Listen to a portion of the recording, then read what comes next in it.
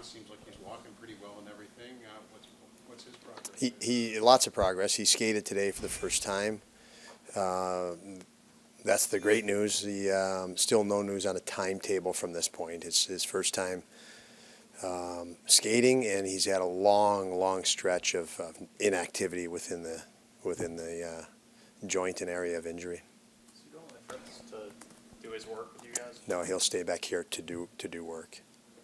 We've talked a lot about what Clifton, how he's gotten back to his game, playing the way that he expects to.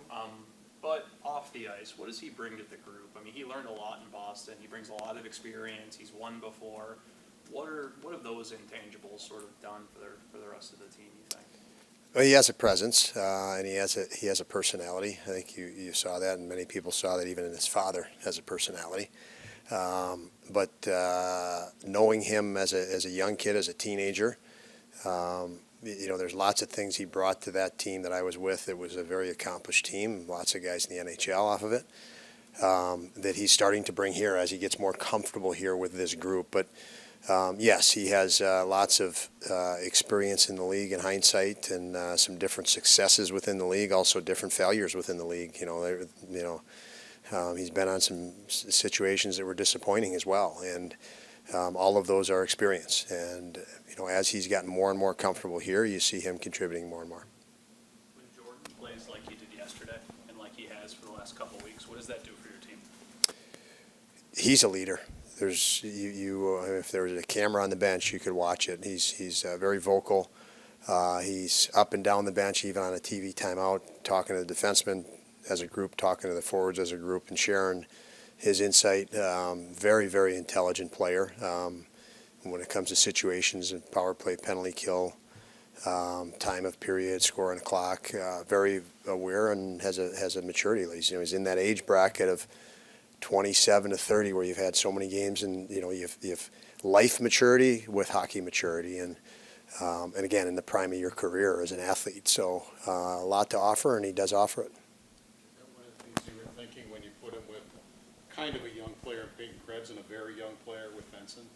Yeah, it's Cousins with him now, not Krebs. I think you just said Krebs. Yeah, so definitely, but that on any line he plays with.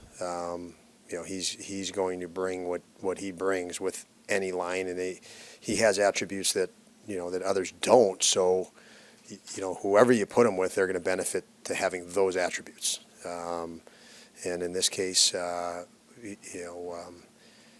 Cousins and Benson, and Benson has come alive even more, certainly from the offensive standpoint the last couple games, and I think that's a big part of those two, of Cousins and Greenway. What has allowed PK to become such a valuable weapon, not just a deterrent against other teams' power plays? Jordan Greenway is literally a huge part of that, figuratively a huge part of that. I mean, he's as good a penalty killer as there is in the league, and he's everything I just said. He's a leader. He's talking to guys, whether it's Alex Tuck. He's helped every guy become a better penalty killer. We run the penalty kill meetings, and he shares his experience and insight of situation. You have a guy on his backhand here with no support type of reads. There's only a seam play here, and he's had reps and reps and reps, and success recently, but he also had failure early in his career. So he's learned these things, and again, he's in a window of prime of his career, and if I think of the penalty kill, I think of that as an impact to the penalty kill, someone with a presence and confidence, and I think our guys just needed the nudge to know they were close.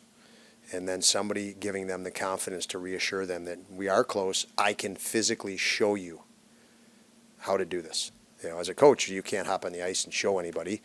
But when you have players that can assume that leadership type role, it's impactful, and Jordan's been very impactful. This feels a little cliche, so pardon me on that, but is he an even more important player at this time when you guys are going through what you're going through? What are we going through, I guess? I'm just like, with what you're about to do, you've got 15 games left, you have everything that you want still in front of you. Everybody always says, like, those are the kind of guys you need for playoff hockey. Well, Yeah. short locker, but every game's a playoff game. Feels like that's the kind of guy you need now. Yeah, I mean, you need people to step up, and he's certainly stepping up. And you also need to stay in the moment, and he helps stay in the moment. He knows that, the only thing to turn your attention to is the next game, which is tomorrow for us, and the next opponent. And so, you guys talk to him. He has a calm to him. He has a presence to him. And I think of our situation, as you say it, it's no different than at any point in the year. The absolute only thing you have control over right now is preparation for the next game and then the next game. And there's lots of things that pull you away from that focus, and that is not good when you're pulled away from being in the moment. And as I said, his personality fits that. He's usually naturally in the moment. Victor, on the power play, beyond just scoring, what can just being on the ice, feeling the puck do for his 5-on-5 game when you're getting those minutes on the power play again? I think it does a lot for any player, especially players that have a scoring touch like Victor does and has had success that he's had on a power play. So I think it's a big boost to him, and he's earned that privilege. And I think that's another part that's confidence for him. He knows he's earned it. How has Uko's improved Sorry, puck Lance. handling? No, you're fine. Pardon me for interrupting. How has Uko's improved puck handling really helped your defensemen in certain situations? Yeah, it's a combination of puck handling and situational awareness. It's doing the right thing with the puck. So not only you have to handle it, but you got to get it to the right area at the right time. You got to wait for things to open up sometimes, and commit a forechecker to one defenseman before you pass it. And so he has more presence there's more presence in his game, presence with the puck in that case, and that's the difference. But he's worked on it. He's actually in the shooting room, off ice, shooting pucks. So, that's a signal, a sign of an obvious commitment to become better at that. Obviously, you don't make saves when you're in the shooting room shooting pucks with your stick, but he does that, and that's why. I've seen Dylan Cousins grow as a leader over the last year or so.